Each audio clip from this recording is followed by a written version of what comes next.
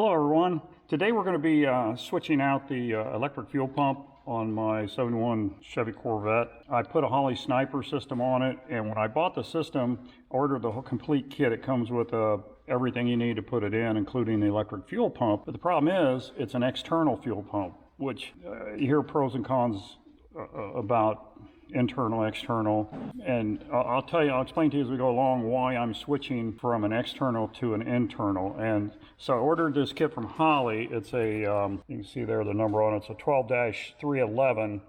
It's the OEM tank hanger for 68 to 74 Corvette.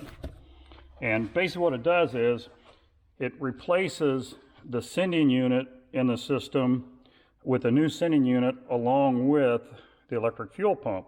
And it comes with everything you need pretty much to hook it up. It comes with instructions that are very, very well done. It's a little better than the instructions I felt like came with the Holley Sniper. There were some areas in there they kind of left kind of vague. This is pretty complete. System that you get with Sniper, it comes with two filters. It comes with a pre-filter and a post-filter. The pre-filter goes in between the tank and the pump and filters out any debris that could get in going through the pump. And then the post-filter goes between the pump and the Sniper unit, and it's just an additional filter, just a double, I guess, just to be double safe that you won't get anything going through your injectors and plug them up, because it doesn't take much dirt to plug up an injector. So I'm going to use those filters again with this system. The first thing I have to do is I have to drain the tank, because on a 71 Corvette, your sending unit goes into the bottom of the tank. Most tanks it goes into the top, but on this one it goes into the bottom, so I don't have to drop the tank, which is great, but I am going to have to drain the tank enough at least where when I'm going to tip it up on its side on jack stands and have the fuel, whatever's left in there, go to the far end of the tank so it doesn't run out on me when I pop this unit out. So anyway, let me get set up over here. I'll show you the inside of the tank next. Okay, so when I bought this car, the person I bought it from, he bought it from a guy that restored it, and anyway, he put a lot of new parts in it, including the gas tank, all the fuel lines, all the brake lines, all that. So this fuel tank is basically brand new. When I did the Holley Sniper system originally, I did drop the tank because I had to drill a hole in it for the return line.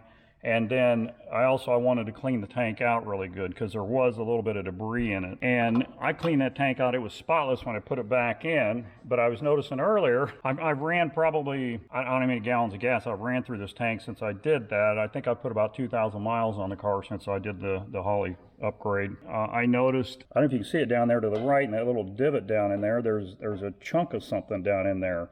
That wasn't in that tank when I got done cleaning and putting it back together. I guarantee you that. I don't know what that is. It almost looks like a piece of plastic. I don't know what that is, but that's a very good reason why you should always run filters on any of your vehicles, because even though everything might be spotless when you put it together, you don't know what's coming through your gas when you pump it out of out at the stations through the pumps there. You always want to make sure you run filters. So once I get this pump down, I'm going to get that out, get it out of there because I don't want it in there. Other than that, the tank looks really clean.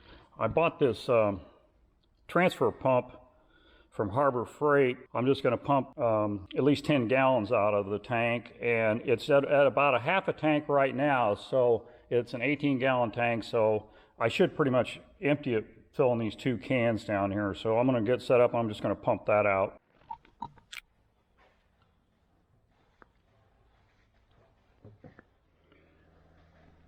Okay, that got most of the fuel out. And I'm going to tip the car up on its side, on the passenger side. I'm going to raise it up, and I'll put all the fuel over to the driver's side of the tank, so that should keep it away from dripping out of the hole when I take the old sending unit out. The main two reasons that I'm changing this pump out and putting an in-tank pump as opposed to an external electric pump is, number one, the heat. And I'll show you here in a second, but this external pump is mounted on the frame rail right on the passenger side just by the fuel tank, and probably 6 or 8 inches below that, directly below it, is the exhaust pipe, which gets very hot. And when I first installed this, I was driving it and I was doing fine. I got home and I stopped outside the garage to open the door to pull the car in. I could tell the pump sounded weird, and then it died on me. I had a good time getting it started again. I had to finally let it sit for a little while and get it started, and the pump sounded normal again. I think what happened was just sitting there idling while I unlocked the garage, came in around and opened the door, and just in that amount of time sitting there idling after driving it for a while, the heat from the exhaust overheated that pump, and it made it even change tone a little bit. You could tell it was laboring it right before it died. And so the bad thing about an external pump is it's out in the open and it can be affected by the atmosphere, where an internal pump, it's submerged in fuel, so the fuel keeps it cool, keeps it from getting too hot.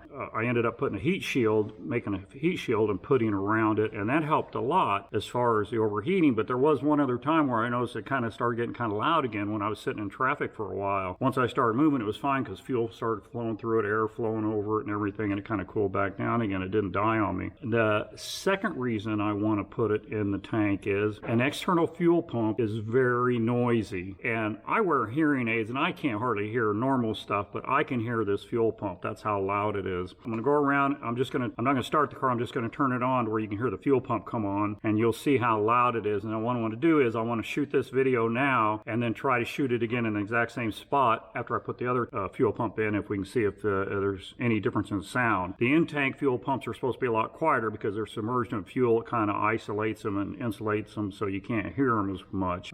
Plus they're kind of just floating in the fluid, so they're not mounted to the frame rail. I think some of the vibration, some of the noise you get is transferred from the pump into the frame and cause it to be even louder. It comes with rubber mounts and everything to mount it to keep it as quiet as possible, but it's still very loud. I'm going to go around and I'll just turn the key on. You'll know what I'm talking about.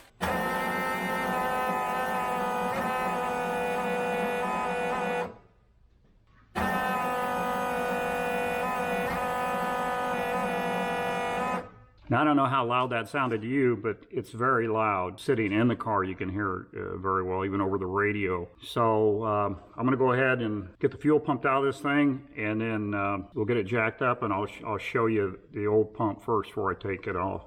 Okay, this is the bottom of the tank. This is the old sending unit inlet for the fuel pump here. So I'm going to have to unplug the wires from here, disconnect this. This ring turns counterclockwise just a little ways and it'll drop right out. And then I want to show you over here, this is the external fuel pump. This is the heat shield I put around it.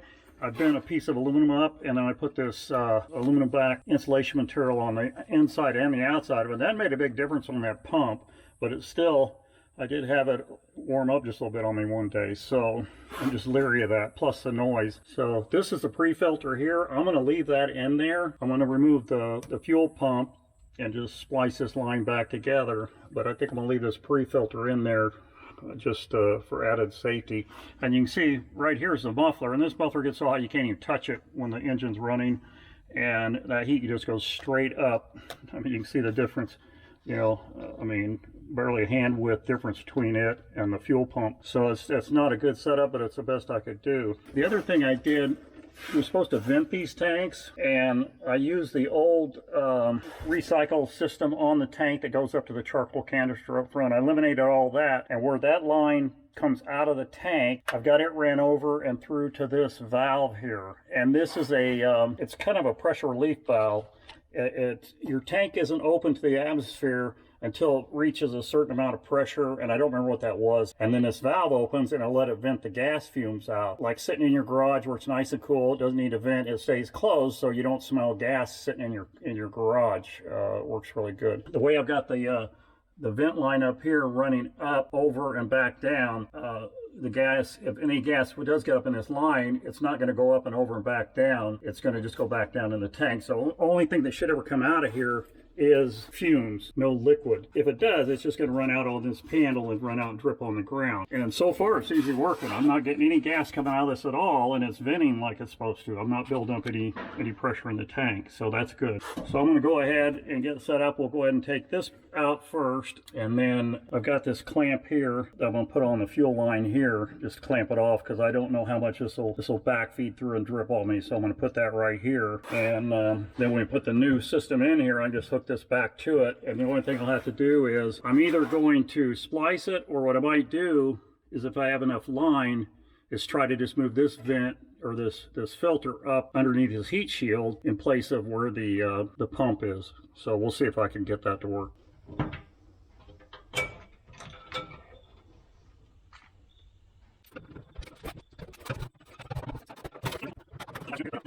And there's the old one, and you can see it's brand new. Like I said, this has a brand new tank in it, brand new sending unit, all new fuel lines, everything. The guy did it, so it's like working on a brand new car. Okay, the first thing you gotta do is put this hydromat on it, and this just presses on there. You can see it's got this little boss here on the end of it. It's got to go on that little ear there. You just press it on until it's all the way on. Yeah, it looks on there now. Now I have to take the 2 screws out of here and take this off in order to get this up in there, and then we put it back on once it's partway in there.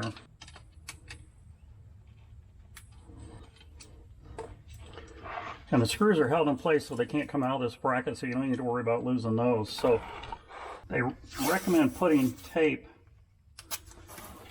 just around this opening just a little bit to protect that hydromat so you don't tear it when you're installing it, because that's kind of a sharp edge there on that tank. Okay. And now they want you to put the long end of the hydromat in first. Gotta kind of squeeze it, get it up in there. And then just fold these back like that. Okay. And now once you get the pump up in there like that, now you can put the, make sure I'm putting this on right, like that. Once you get that stuff up in there like that, then you can get this put up in there.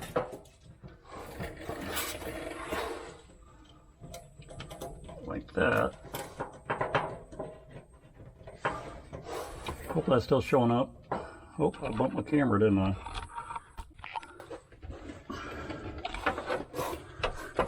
Okay, I got this up in there like this. Now I need to put the sending unit back on here.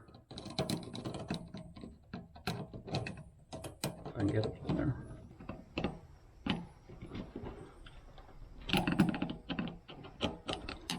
And you tighten these down per customer specs. Should give it to you in the instructions. Okay, I should go out the way where we get the tape out now. Okay, I got the tape out there. It's supposed to go right up in there now. There we go. Okay. It's got to go just like that. It's got these 2 little ears here that locate it here and here.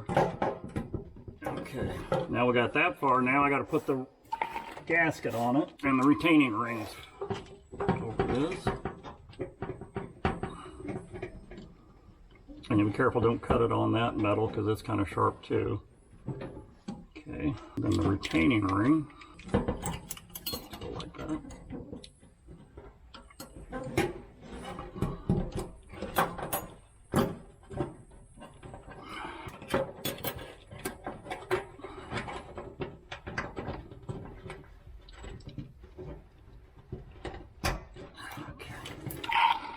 Okay, so that's where it's got to go. So I hope you got to see that. I keep bumping my camera. I don't know how these guys do this with these cameras and not hit them. So anyway, I got that up in place. I'm going to double check, make sure that gasket ring's in the right position, then I'll go ahead and tighten this down. But first I'm going to check up in the top of the tank and see if I can see down in there and see what it looks like. Make sure everything's sitting where it's supposed to sit.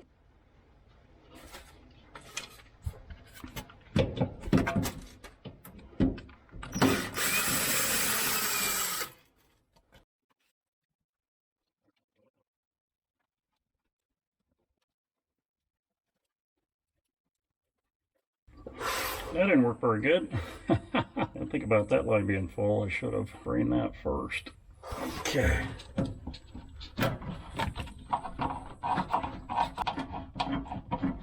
There. Okay, we got the pump out. Now I got a problem. This fuel line back here is not for high pressure fuel line. Original line on it, because from here up to here there was no high pressure before because the pump was here.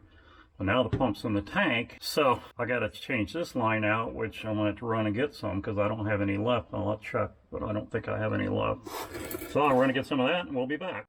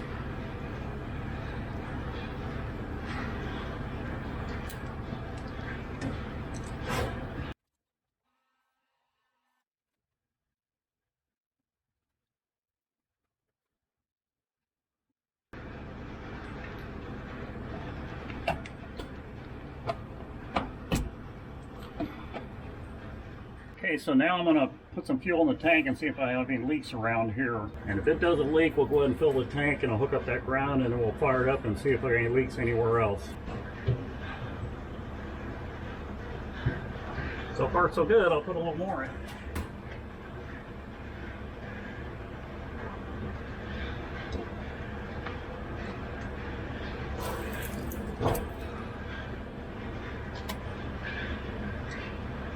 So far so good. I'll finish filling it up, I'll get that ground hooked up, we'll get back to you. Okay, so I've got it all set up now, checked, there's no leaks or anything. So I'm gonna go in and I'm gonna turn the key and we'll see how loud the new pump is.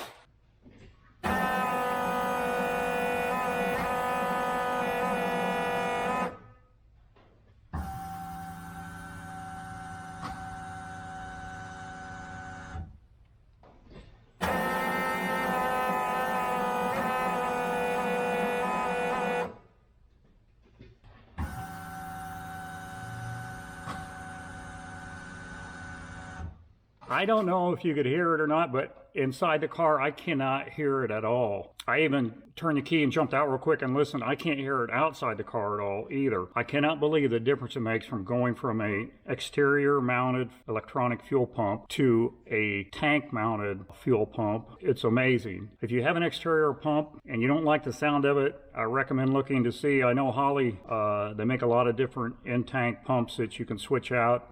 Some of them you have to modify your tank. The one like mine, I didn't have to. I did have to put a return line on the original one, and with this one it's got a built-in regulator, so you're not supposed to have to do that. So I'm going to disconnect my return line once and plug it off and just see if it makes any difference on how the car runs. If it doesn't, I'm probably going to end up pulling all that off of it too, because I've got a line that runs all the way up along the frame rail up front. It's a rubber line and it's pretty well protected up underneath there, but I just assume the less fuel I have running around underneath this car, the better off. So if I can get by with taking this fuel regulator off, and I'll show you what I have here right now. I have a fuel regulator here, and this comes out of the Sniper. The Sniper, when you buy a new, it comes with a built-in regulator. It's supposed to be set at 59 pounds. I guess there's been some issues with them. Some of them aren't holding pressure, some leak down, all that stuff. So I took mine out and I put an external regulator on the return line, and that worked really well. And when I started up just a minute ago, it goes up to 60 pounds like it's supposed to, but according to the instructions with this new fuel pump, you don't need that anymore. So I'm going to cap off my exit out of the Sniper body, and then I'm going to plug this line off here, and I'm going to leave all this on the car for now and just take this line right here off. And that way, if I decide I want to keep running with the regulator, I can do that without any problem. So I'm going to go ahead and pull that line off. Now I got to let it bleed down a little bit, as you can see here, but it's down to about 40 pounds. It goes up to 60 when it's running, but it will bleed down over time. Probably about 15 or 20 minutes it'll be back down to 0. So I'm going to let it bleed down, and then I'll disconnect that and put plugs on it. Okay, so originally I was going to leave my pressure regulator and return line in the car for now in case I decided to hook it back up, but when I was taking the line off of it between the Sniper and the regulator, I noticed right here there was just a little bit of fuel right here, and I already removed the regulator from the car. But what you can see here, this fitting, it's designed to hook a vacuum line to it. Well, I didn't need that. I'm not hot rodding it that much, so I just put a cap over it. But I poked a hole in the end of this cap just so it wouldn't like work against itself, because it couldn't move normally. And I'd read a lot of things and seen videos where people say don't buy a cheap regulator from eBay or somewhere like that from China because they're junk. And I thought, well, you know what, I bought a lot of stuff, and pretty much everything you buy anymore is made in China, so I bought this on eBay. When I was disconnecting this line yesterday going from here to the Sniper unit, as I reached down here, I got fuel on my hand, and I thought, that's weird, I wonder where that came from. And I realized it was seeping out of this hole and dripping down on this fitting. I don't know how long it's been doing that. I never noticed it before. This is in the engine compartment, and right below it is the exhaust manifold where it could drip down. I don't know about you, but to me that's a perfect setting for a fire. And a Corvette, that's the last thing you want is a fire. I decided to go ahead and yank this completely out of the car and just eliminate it. For some reason, fuel is leaking between the diaphragm in here and this vacuum port, which it shouldn't be doing that. So lesson learned, listen to what other people say. Do not buy these junk regulators from eBay or anywhere else. Go for a name brand, Holley, or I don't know who all makes them, but there's a lot of name brands out there of good quality regulators. It's not worth having a fire in your car. So luckily, it was a lesson I learned without having to go through a fire, but it could have been really bad. If I hadn't been changing my fuel system at this time, I don't know how long this has been leaking. I don't know if it just started and it's just gradually getting worse, but eventually I would be having raw fuel spraying on the car, on the engine and on the manifolds and everything, and that's not a good thing. And the exhaust pipe is right below all that too, so that's the hottest parts of the car it could be dripping on. Blessing in disguise that I went ahead and ordered this inline fuel pump and changed it out when I did. I might not have had a car to work on anymore if I hadn't done that. So just keep that in mind when you're doing anything with your car. Sometimes it's not good to skimp on, save a couple bucks This in-tank fuel pump and sending unit setup from Holley is so nice. It was $439, I believe it was. I would recommend, if anybody's going with a Holley Sniper, get the in-tank pump to begin with. See if you can order that instead of the other kit. Trust me, you're going to be money ahead. You're not going to be happy with this other pump. It's so loud, overbearing. And I've got bad hearing, you know, we're hearing aids, and I can't hardly hear even with my hearing aids. And if I can hear it, you know it's got to be bad. So just something to keep in mind. But anyway, that's pretty much installing the in-tank pump and sending unit on a 71 Corvette. Hope you enjoyed the video, and like I say, have a great day, and we'll see you on the next video.